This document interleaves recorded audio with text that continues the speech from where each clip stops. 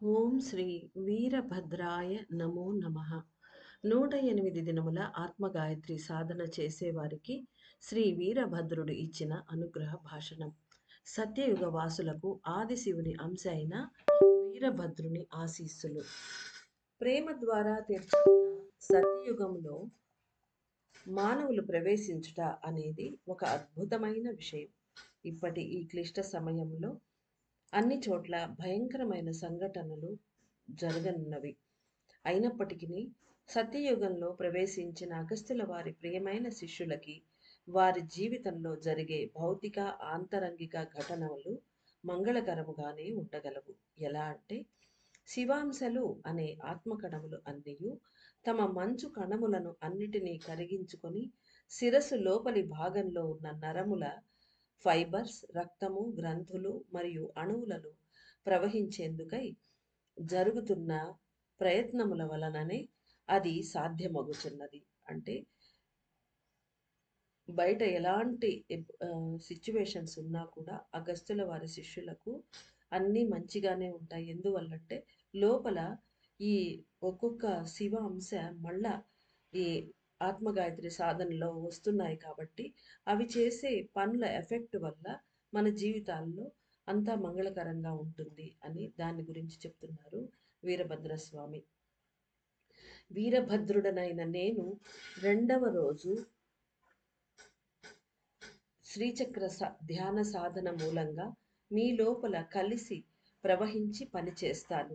శివుని అంశ అనియు శివుని కోపాగ్ని నుండి ఉద్భవించాను అనియు దక్షుడు అను సృష్టి కార్యమును నిర్వర్తించే బ్రహ్మదేవుని పుత్రుడు శివునికి సంబంధించిన శక్తిని పరిగ్రహించిన సమయంలో ఆ శక్తులను తిరిగి తీసుకొని శివునికి ప్రసాదించిన వాడు అనియు వీరభద్రుడైన నన్ను గుర్తించి మానవులు పూజిస్తున్నారు. శివాంశ అయిన వీరభద్రుడైన నేను నా పనులను గురించి, అందులోని అంతరార్థములను గురించి విజ్ఞానపూర్వకముగాను ఆధ్యాత్మికముగాను వివరిస్తాను. అంతేకాక శ్రీచక్ర ధ్యానములు చేసేవారికి లభించే ఫలితాలను గురించి కూడా తెలియజేస్తాను.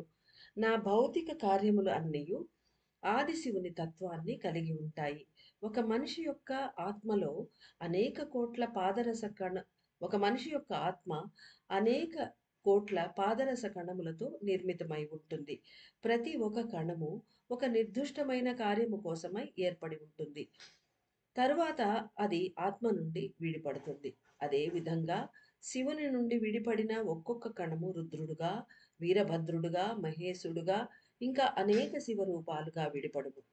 ఆ విధముగా ఆ విధముగా శివుని విస్తరణ మూలంగా నేను వీరభద్రుడుగా వెలికి వచ్చి స్వతంత్రముగా విస్తరించనున్నాను. భౌతికంగా నేను చేసే పనులు శివునికి అర్పణ చేసుకొనని వారిని దండిస్తాను.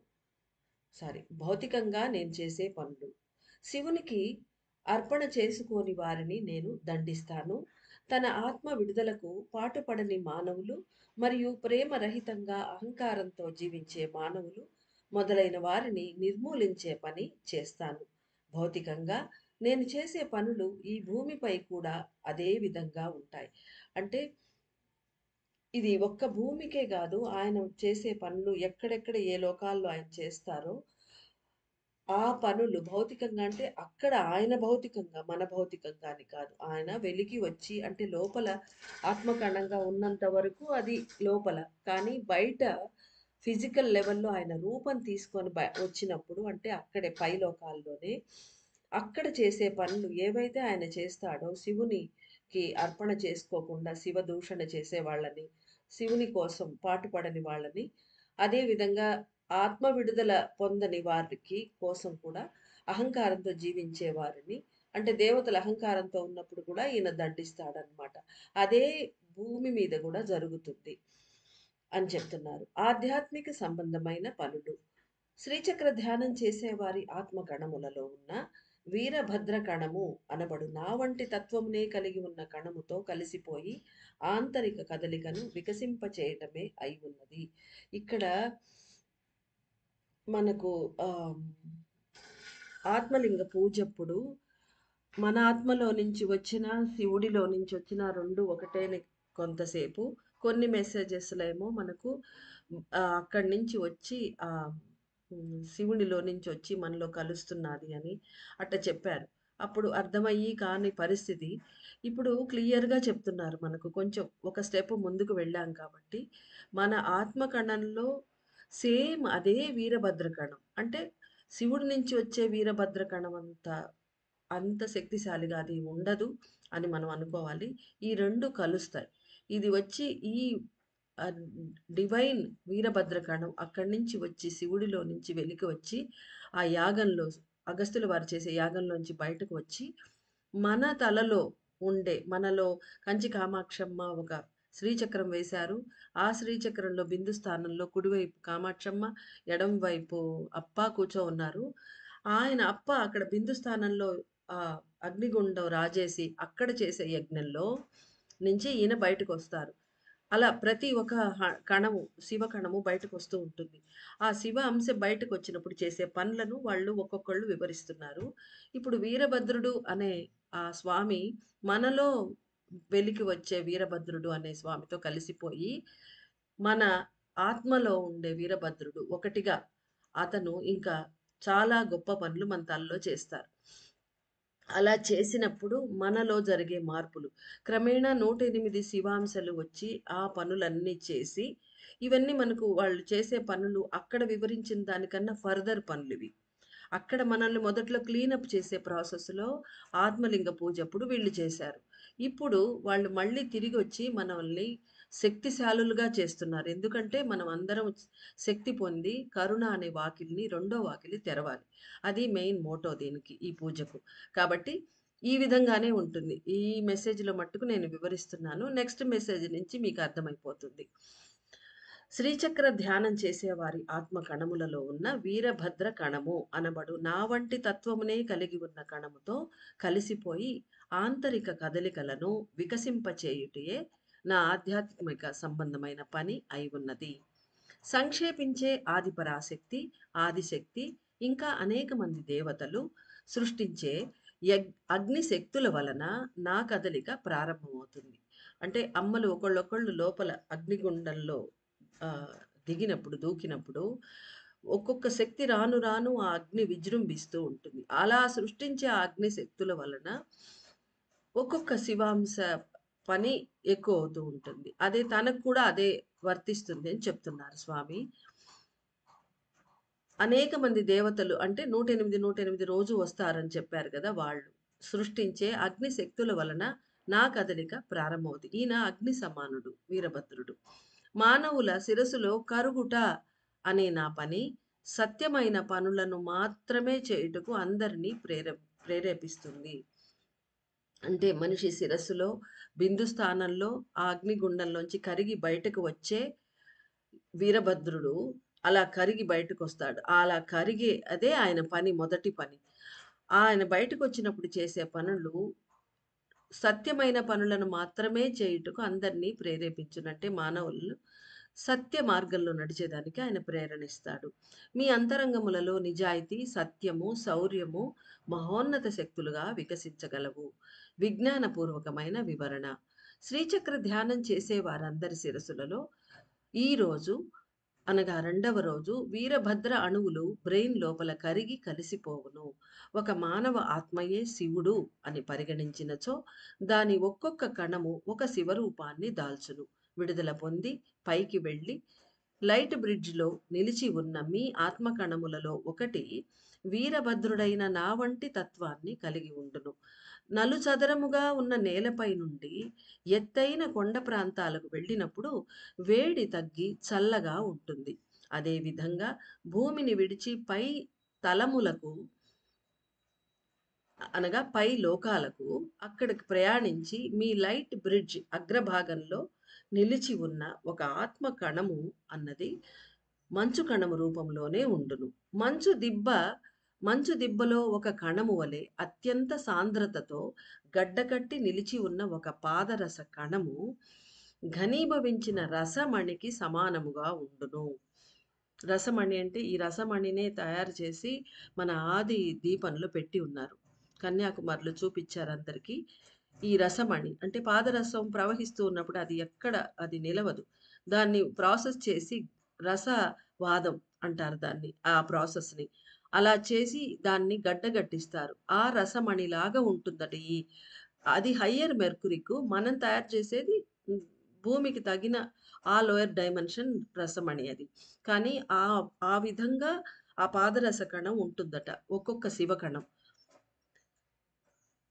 మంచు దిబ్బ అంటే ఇక్కడ మన ఆత్మ అనుకోవచ్చు. దాంట్లోంచి ఒక కణం బయటకొచ్చినప్పుడు, బయటకు వచ్చే ముందర స్థితి ఎట్లా ఉంటుంది? కఠోరంగా గడ్డ కట్టి నిలిచి ఉంటుంది ఆ పాదరస కణం. అది ఘనీభవించిన రసమణికి సమానంగా ఉండును. దేవతల సంక్షేపణ అనేది మహా అగ్నిని వెలిగ్రక్కును. శ్రీచక్ర బిందువు అనే అగ్నిగుండంలో అగ్ని రూపమైన దేవతలు ఒకటిగా కలిసే సమయంలో మహా అగ్ని రాజుకొనును. అందువలన ఏర్పడే ఉష్ణమును సాధ్య తెలుసుకొనుట అనేది సాధ్యపడే విషయం కాదు. అంటే అది ఎంత వేడి ఉంటుందని మనం కొలవలేం. మనుషులు కొలిచే విధంగా అది ఉండదు. ప్రతి ఒక్కరి శిరస్సులో పలు రూపముల్లో విభజన చెంది పలు అవయవములకు శక్తులను అందించే ప్రాణశక్తి దేవిగా తెలియబడుతున్నది. ఆ ప్రాణశక్తి దేవి అనగా శక్తి, ఆదిశక్తి, ఆదిపరాశక్తి. అవి అన్నీయు ఒకదానిలో ఒకటి కలిసిపోయి మీ శిరస్సు మధ్యలో ఉన్న జీవాణువు గూటిలో సంక్షేపిస్తూ ఉన్నందున అంటే జీవాణువు గూడే బిందు స్థానమైతే అందులో ఒక్కొక్క శక్తి సంక్షేపిస్తున్నాయి. బయట శ్రీచక్రంలో, లోపల మన జీవాణువు గూటిలో. ఏ అందువలన సంక్షేపిస్తున్నందున ఏర్పడే ఉష్ణశక్తి అనేది వీరభద్రుడు అను పేరు కలిగిన మీలో విడిపడిన ఆత్మకణమును ఘనీభవించిన రసమణిని కరిగించి పాదరసముగా మార్చును.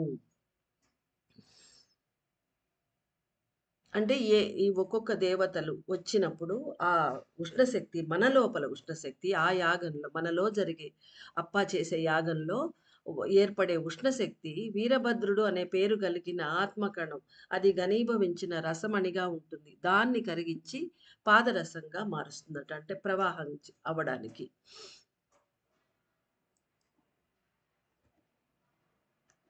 వీరభద్రుడు అను పేరు కలిగిన మీలో విడిపడిన ఆత్మకణమును ఘనీభవించిన రసమణిని కరిగించి అంటే ఈ 2 ఒకటే.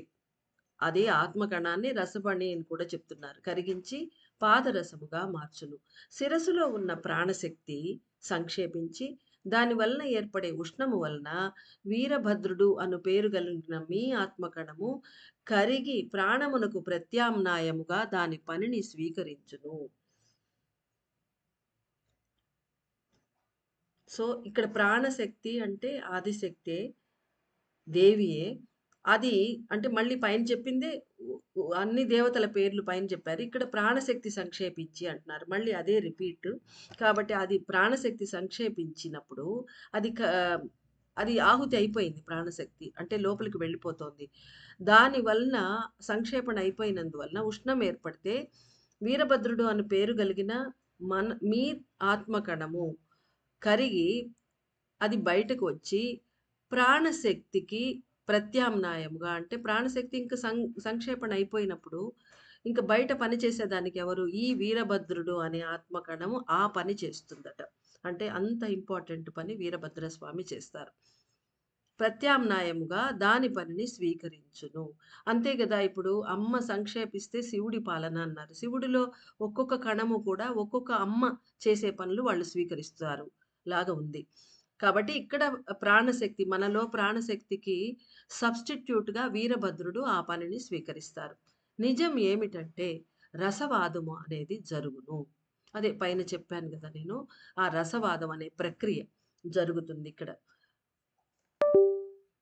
బంగారు మరియు తామ్రము అనే ప్రాణశక్తిగాను అంటే ఉష్ణశక్తి ప్రాణశక్తిగాను మనము థర్డ్ దీక్షలో మనకు చెప్పారు. బంగారు, తామ్రము ఈ 2 ఒక ఆత్మలో నుంచి 4 రకాల ఖనిజ ఆహ్, కిరణాలు వెలికొస్తాయని, అందులో బంగారు, తామ్రము ఉష్ణశక్తివి అవే ప్రాణశక్తని, వెండి, పాదరసము ఈ 2 ఆ శక్తి శీతల శక్తి అదే ఆత్మగాను విడిపోతాయి. మన జీవితం మన శరీరంలో పని చేయడానికి 2 విడివిడిగా పనిచేస్తాయి అమ్మా, నాన్నల రూపంలో. ఇప్పుడు రివర్స్ జరుగుతోంది. మొదట దేవి సంక్షేపణ జరుగుతున్నప్పుడు మొట్టమొదట వచ్చే కిరణం రివర్స్ కాబట్టి పాదరస కిరణం అలా వస్తున్నాయి. సో, మొదటి రోజొచ్చినప్పుడు పాదరస కిరణం అలా చెప్పింది. ఇప్పుడు వీళ్ళందరూ ఈ 4 రోజులు పాదరస కిరణం లాగుంది. ఎందుకంటే నిన్నటి మెసేజ్‌లో, ఈరోజు మెసేజ్‌లో కూడా పాదరస కిరణం అని చెప్తున్నారు. ఇక్కడ ఎక్స్‌ప్లెయిన్ చేస్తున్నారు వీరభద్ర స్వామి మనకు. బంగారు మరియు తామ్రం అనే ఉష్ణశక్తి ప్రాణశక్తిగా ఉండి వెండిగా వెండిగా రూపొంది ఆత్మ కణముగానే రూపొందును. అంటే ఇక్కడ వెండి శక్తి చల్లగా ఉంటుంది గదా! ఇక్కడ పాదరసం మెన్షన్ చేయలేదు. తర్వాత చేస్తారేమో. సో, ప్రాణశక్తి ఏమవుతున్నది ఆత్మకణంగా మారిపోతుంది. తన ఉష్ణశక్తిని వదిలేస్తోంది ఆ యాగంలో. అవి తీసుకొని శివకణాలు కరిగి బయటకొస్తున్నాయి. ఆ ప్రాసెస్ జరుగుతోంది. ఆత్మకణములు ఒక్కొక్కటి మార్పు చెంది కరిగి బంగారముగాను, తామ్రముగాను రూపాంతరం చెందును. అంటే ఒక్కొక్క ఏది పంపిస్తుందో ఆ కణం ఇప్పుడు సెకండ్ డే కాబట్టి వెండి అని మెన్షన్ చేసినట్టున్నారు. మొదటి రోజు పాదరసం చేశారు. ఆ వెండి శక్తిని ఈ ఆత్మకణం తీసుకొని బయటికి వచ్చింది. కాబట్టి ఆత్మకణములు ఒక్కొక్కటి కరిగి బంగారంగాను, తామ్రంగాను రూపాంతరం చెందును. శ్రీచక్ర ధ్యానము అనే భౌతిక క్రియ వలన ఉన్నతమైన రసవాదం అనే లోపలి ప్రక్రియ మీ శిరస్సులో జరుగును. ఈ సత్యాన్ని గ్రహించండి. ఆధ్యాత్మిక పరమైన వివరణ. అహంకారంతో ఎన్నో విధములుగా ఇతరులను కష్టపెట్టేవారు ఈ లోకంలో అధికమైపోయారు. అందువలనే శివుని శాసనం ఆరంభమైనది. శ్రీచక్ర ధ్యానం యొక్క తత్వం యొక్క ఆధ్యాత్మిక వివరణను తెలుసుకోవాలి.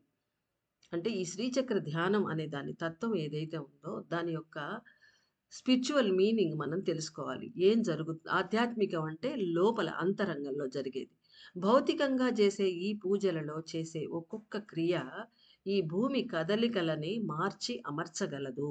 ఇక లోపలి క్రియలు అనగా యాగం అవన్నీ బయట క్రియలు జరిగేందుకు తోడ్పడను. అంటే బయట మనం పూజలు చేసేదాన్ని అంటే ఇంటర్ ఒకటొకటి ఆహ్, ఒకదానికొకటి హెల్ప్ చేసేలాగా ఉంటుందన్నమాట. ఈ భూలోకంలో అధర్మం ప్రబలమైపోవుటకు మూల కారణం అహంకారం అనే లోపలి కలుషితాలే. మానవులంతా ఒకటిగా కలిసి ఉన్నతమైన దైవీయ పద్ధతులను ఆచరించినప్పుడు కదలని శక్తులైన శివశక్తులు అనబడు మంచు కణములు కరిగి కదలనారంభించును. అంటే అందరూ అహంకారం అనే కలుషితాలు లోపల ఉన్నాయి కాబట్టి దీనికి ఏం చెయ్యాల? దాన్ని నుంచి తప్పించుకోవడానికంటే అందరూ కలిసి అంటే ఇప్పుడు మనం చేసే పనిని సూచిస్తున్నారు స్వామి. అలా దైవీయ పద్ధతులను ఆచరించినప్పుడు అందరూ కలిసి ఆ శక్తితో లోపల శక్తులు మంచు కణాల వలె పాదరస అం అం రసమణిలాగా గడ్డకట్టి ఉన్నవన్నీ కరిగి మన భక్తి వలన, మనం చేసే ఆ యాగ ప్రక్రియల వలన, ఆ మంచి దైవీయ ప్రక్రియ వలన అవి కరిగి బయటికి రావడం శివుడు కణాల రూపంలో బయటికి రావడం స్టార్ట్ చేస్తారు. అప్పుడు ఇవన్నీ రూపుమాపేస్తాడాయన. అహంకారం ఇవన్నీ, ఆ కష్టపెట్టడాలు ఇవన్నీ. పవిత్రమైన గంగా నది నీరు మంచు కరిగి ప్రవహించే నీరు అయినందువల్లనే మానవుల కర్మలను కడిగి ముక్తి ఇవ్వగలుగుతున్నది. మీరు చేసే శ్రీచక్ర పూజ అనేది పలు మానవుల ఆత్మ కణములను కరిగించి అహంకారం, కర్మ, కలుషితాలను కూడా తీసివేయును. ఇక్కడ గంగా నది ఉదాహరణ ఇచ్చారు. అంటే అది పైన హిమాలయాల నుంచి వస్తుంది. అది మంచు కరిగి నీరొస్తోంది. అందువలననే అంటే అది అంత స్వచ్ఛమైన శక్తి కలది కాబట్టి కలుషితాలు లేని ఆ శక్తితోటి అది మానవుల కర్మలను, పాపాలను కడిగి ముక్తి కూడా ఇస్తోంది. అదే విధంగా అన్నారు. అంటే అదే విధంగా అంటే లోపల మంచు కణాలలాగా ఉన్న ఆ శివశక్తులు బయటకొచ్చి అందరిని పాపాలన్నీ కడిగేసి వాళ్ళకు ముక్తినిస్తాయి. అంటే గంగా నది ఎలా అయితే చేస్తోందో అదే విధంగా ఈ మంచు కణాలు కూడా కరిగి ఆ పనిని చేయగలవు అని చెప్తున్నారు. మీరు చేసే శ్రీచక్ర పూజ అనేది పలు మానవుల ఆత్మ కణములను కరిగించి అహంకారం, కర్మ కలుషితాలను కూడా తీసివేయును. అంటే మనలోదే కాదు.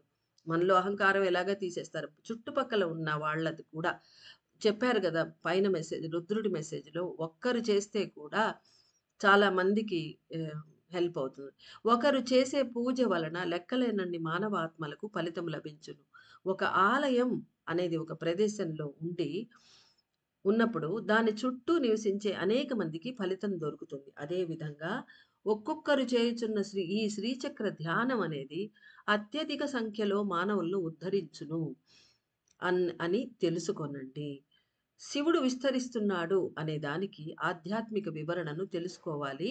మానవుల శిరస్సులో విడిపడిన కణములన్నీయు కదలనారంభించును అనియు, ఒక్కొక్కరు ఇక్కడ ఒక్కొక్కరు అంటే మనమే.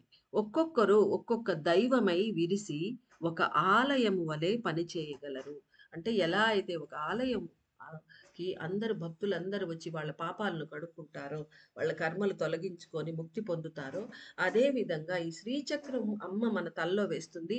మనమే ఒక దేవాలయం అయిపోయినాం. అయ్యి ఉంటామట. అలా కదిలే దేవాలయాల్లాగా మనం ఉండి అందరి ఆహ్, మానవులను ఉద్ధరించే పని మనం చేస్తాము అని చెప్తున్నారు స్వామి. శ్రీచక్రం యొక్క ధ్యాన ఫలితములు. శ్రీచక్రానికి ఆవాహన చేసి అగస్త్యుల వారి అనుగ్రహంతో ధ్యానం చేసే వారందరూ మొదట అనుభూతి చెందేది ఒక విధమైన ఉష్ణ శక్తులే. అగస్త్యుల వారిచే సృష్టించబడిన అగ్నిగుండం అనేది మీ జీవాణువు గూడుగా రూపొందును. ప్రాణశక్తి అనే మీ శరీరంలో ప్రవహించే ఉష్ణశక్తి క్రమక్రమంగా శిరసు మధ్యలో మొత్తం చేరిపోయి అతీతమైన శుద్ధ ఉష్ణ తరంగాలు ఏర్పరచును. దీనివలన ఆత్మ కణములు అనే గడ్డకట్టిన పాదరసం కరిగి రక్తములో కలిసిపోవును. వెంటనే శిరసు మరియు శరీరంలో ఉన్న ఆమ్ల కలుషితాలు కరిగిపోయి బయటకు వచ్చివేయును. మహాఫలితములు అంటే ఇది మహా ఫలితాలనిస్తుంది అంటారు. మహా ఫలితములు అంటే దేహంలో ఉండే కాలుష్యాలు, శిరస్సులో ఉండే కర్మలు నిర్మూలించబడుటయే.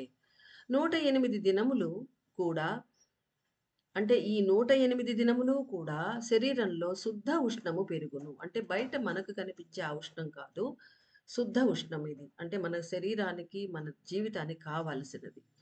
శుద్ధ ఉష్ణము పెరుగును. అగస్త్యుల వారి సందేశాన్ని అనుసరించి దాని ప్రకారమే మీరు ఆహారము తీసుకోవలసి ఉన్నది. అంటే ఇక్కడ ఈయన వివరం మొత్తం చెప్పారంటే ఈ మెసేజి ఇంక ఒక 500 పేజీలొస్తుంది. అందుకని బ్రీఫ్‌గా చెప్తూ పోతున్నారు. మనమే దీన్ని లోపల డెప్త్ అర్థం చేసుకోవాలి. అంటే లోపల ఉష్ణం విపరీతంగా పెరుగుతుంది గాబట్టి, మనం ఇష్ట ప్రకారం మనం అనుకున్న ఆహారం తినడానికి వీల్లేదు. ఏ నియమాలైతే అగస్త్యుల వారు మొట్టమొదట ఇది స్టార్ట్ కాకముందు ఆయన ఇచ్చారో మెసేజి, ఆ మెసేజ్‌లో చెప్పున్నారు. ఎలాంటి ఆహారం తీసుకోవాలి. అలాంటి ఆహారమే ఆ మెసేజ్ మళ్ళీ చదువుకోండి. అలాంటి ఆహారమే తీసుకోవాలి. నాకు గుర్తున్నంత వరకు సగం ఆహారమే తీసుకోమన్నాడు. తర్వాత మిగతావి నాకు గుర్తులేదు. ఆఖరున మీ దేహం కాంతివంతమగును. అంటే 108 రోజులు జరిగేసిన తర్వాత. బంధములు తగ్గి శాంతి పెరుగును. నెమ్మదిగా మనసు నెమ్మదించును. శక్తుల కదలికలు తగ్గి శివుని ఆత్మశక్తులు బలవంతమగును. పూజించే వారందరూ తమ ఆత్మ కదలికలను తెలుసుకొనగలరు. అన్ని పరిస్థితులను చూసే విధంలో మార్పు కనిపించను. అంటే ఒకే సిట్యుయేషన్ ఉంటుంది. అంతకుముందు మనం వేరే రకంగా రియాక్ట్ అయ్యేవాళ్ళము. కానీ ఇప్పుడు ఆ పరిస్థితి, ఆ సిట్యుయేషన్‌కి మన రియాక్షన్ వేరేగా ఉంటుంది. మనలో అంత మార్పొస్తుంది. అంతా ఈశ్వరేచ్ఛ అనే మానసిక స్థితి ఏర్పడును. భక్తి, శరణాగతి పెరుగును. శిరస్సులో రక్తము ఇంకనూ పలచబడి అంటే ఆల్రెడీ పలచబడి పోయింది. అది ఇంకా థిన్ అయిపోయి పైకి వెళ్తుందన్నమాట. శిరస్సులోని రక్తము ఇంకనూ పలుచబడి జీవాణువు గూటిని చేరి పనిచేయును. సుఖదుఖములు లెక్క చేయక దైవంతో లయం చెంది ఉండగలరు.